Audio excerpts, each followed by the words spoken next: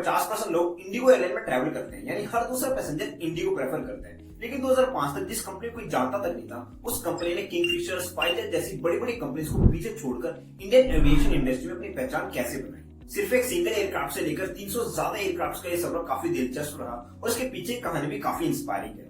तो कैसे उतार के पैसे शुरू हुई इंडिगो एयरलाइंस बनी करोड़ों की कंपनी और इंडिया की टॉप एयरलाइन।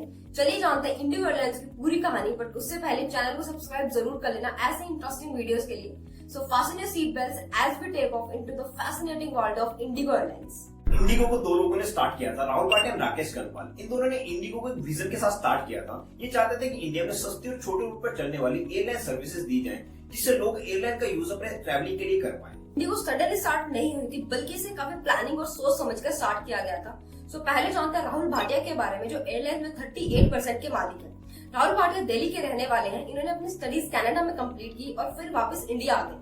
राहुल के फादर का ट्रैवल एजेंसी का बिजनेस था, बट राहुल को अपने फादर का बिजनेस ज्वाइन नहीं करना था, इसलिए वो दूसरा बिजनेस करना चाहते थे। लेकिन कुछ टाइम बाद उनके फादर की हेल्थ खराब हो गई और बिजनेस की सारी रिस्पॉन्सिबिलिटीज उनके ऊपर आ गई। राहुल ने अपने फादर का बिजनेस टेक ओवर किया, जिसका नाम था दिल्ली एक्सप्रेस। उन्होंने इसका नाम चेंज करके इंटरग्लोब एंटरप्राइज रख दिया और एयरलाइन टिकट की फ्रेंचाइजी ले ली। फिर काफी लंबे टाइम तक इस पर काम किया। दूसरी तरफ राकेश गंगवाल, जो राहुल के अमेरिकन फ्रेंड है और इस कंपनी में 37% के मालिक है।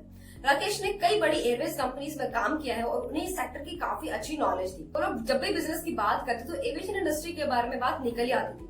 उस टाइम पर इंडिया में किंगफिशर और स्पाइसजेट जैसी प्राइवेट कंपनीज काफी अच्छा पैसा कमा रही थी और काफी पॉपुलर भी हो रही थी। तो इसी दौरान राहुल ने राकेश के सामने एक प्राइवेट एयरलाइंस को स्टार्ट करने का प्रपोजल रखा। राकेश एविएशन इंडस्ट्री के बारे में काफी डीप में जानते थे और ये भी जानते थे जो प्राइवेट एयरलाइन आज चमक रही है वो अंदर से काफी नुकसान में है, क्योंकि इस इंडस्ट्री को काफी दिक्कतों का सामना करना पड़ रहा था। फिर कुछ टाइम सोच विचार करने के बाद राकेश ने राहुल के साथ पार्टनरशिप करने का डिसीजन बनाया और इस तरह 2004 में इंटरग्लोब एविएशन को एयरलाइन स्टार्ट करने का लाइसेंस मिल गया। इंडिगो बेशक आज इंडिया की सबसे बड़ी एयरलाइन है, बट क्या आपको पता है कंपनी को अपनी सर्विसेज स्टार्ट करने के लिए 2004 में लाइसेंस तो मिल गया था, बट 2006 तक वो अपनी सर्विसेज को स्टार्ट नहीं कर पाए थे क्योंकि उनके पास एयरक्राफ्ट से नहीं थे। इसका एक कारण ये भी हो सकता है कि उस टाइम पर मार्केट की हालत काफी खराब चल रही थी और एयरक्राफ्ट से फ्यूल की कीमतें भी आसमान छू रही थी, जिस वजह से किंगफिशर जैसी बड़ी कंपनीज भी कई प्रॉब्लम्स का सामना कर रही थी। तभी एक बहुत बड़ी न्यूज सामने आई कि इंडिगो ने 100 एयरक्राफ्ट खरीद लिए। इंडिगो ने एयरबस को A320 एयरक्राफ्ट का ऑर्डर दिया, जो कि उस टाइम का सबसे बड़ा ऑर्डर था। लेकिन इसमें एक चीज और ध्यान देने वाली है, वो ये है कि उस टाइम पर एयरबस का नाम इंडिया में बहुत ज्यादा खराब हो चुका था, क्योंकि 90s के आसपास एयरबस के कई एयरक्राफ्ट क्रैश हुए थे, जिस वजह से एयरलाइन कंपनीज ने एयरबस के एयरक्राफ्ट लेना बंद कर दिया। क्योंकि अब एयरबस के लिए मार्केट में वापसी करना बहुत जरूरी हो गया था, तो ये डील इंडिगो एंड एयरबस दोनों के लिए बहुत इंपॉर्टेंट थी। और इसी बात का अच्छा फायदा उठाकर इंडिगो ने 100 एयरक्राफ्ट खरीद लिए और 2006 में कंपनी ने अपनी पहली उड़ान भरी और इस तरह दोनों दोस्तों ने एक नए बिजनेस में कदम रखा। और एक बार फिर 2011 में इंडिगो ने लोगों को सरप्राइज कर दिया जब उसने एयरबस को 180 एयरक्राफ्ट का ऑर्डर दिया और उसी साल इंटरनेशनल फ्लाइट्स भी स्टार्ट कर दी। फिर कंपनी का 3200 करोड़ का आईपीओ आया। फिर इसके बाद तो कंपनी नई नई ऊंचाइयों तक पहुंचती गई। अब बात करते हैं कैसे इंडिगो इतनी सक्सेसफुल बनी। दरअसल इंडिगो एक लो कॉस्ट एयरलाइन है, जिस वजह से उनकी फ्लाइट में सिर्फ इकोनॉमी क्लास ही होती है, बिजनेस और फर्स्ट क्लास नहीं होती।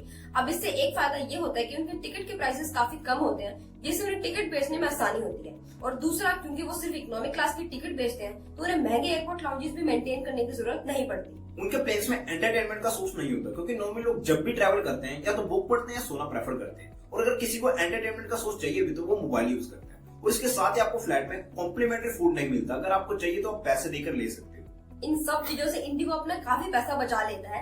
इंडिगो की एक और स्ट्रैटेजी उसे खास बनाती है। दरअसल किसी भी एयरलाइन को प्रॉफिट तब होता है जब उनके प्लेन ज्यादा देर तक उड़ेंगे, और इंडिगो इसी बात का ध्यान रखता है। उन्होंने अपने एम्प्लॉयज को इस तरह से ट्रेन किया है कि वो अपने पैसेंजर्स को सिर्फ 6 मिनट के अंदर नीचे उतार के प्लेन को साफ करके अगले आधे घंटे में टेक ऑफ के लिए रेडी कर देते हैं। और यही रीजन है कि इंडिगो का एक प्लेन एवरेज दिन का 11 से 11.5 घंटे उड़ता है, जबकि दूसरी कंपनीज के प्लेन सिर्फ 7 से 8 घंटे ही उड़ते हैं। इसके और भी कई फैक्टर्स हैं जो इंडिगो की सक्सेस का पार्ट है। फ्यूल एफिशिएंट प्लेन्स, एम्प्लॉयज के लिए बेटर वर्क प्लेस, और सबसे इम्पोर्टेंट ये हमेशा ध्यान रखता है कि फ्लाइट टाइम से लैंड हो और कस्टमर्स को किसी भी टाइप की प्रॉब्लम ना हो। By 2012, Indigo became the market leader in Indian aviation industry by defeating giants like Kingfisher, SpiceJet and others. इन सबके बावजूद लगातार प्रॉफिटेबल रहना इंडिगो के लिए आसान नहीं था। इंडिगो अभी भी मार्केट को रूल कर रहा है, बट नाउ टाटा इकलौता खिलाड़ी है जो इंडिगो को टक्कर दे सकता है। Currently Tata group is the second dominant player in the Indian aviation market. कुछ टाइम पहले एयर इंडिया ने 470 एयरक्राफ्ट की डील की थी, जो अभी तक की इंडियन एविएशन इंडस्ट्री की सबसे बड़ी डील थी। बट इंडिगो ने इस रिकॉर्ड को तोड़कर एयरबस को 500 एयरक्राफ्ट का ऑर्डर दिया है और ये अभी तक की इंडियन एविएशन इंडस्ट्री की सबसे बड़ी डील बन गई है।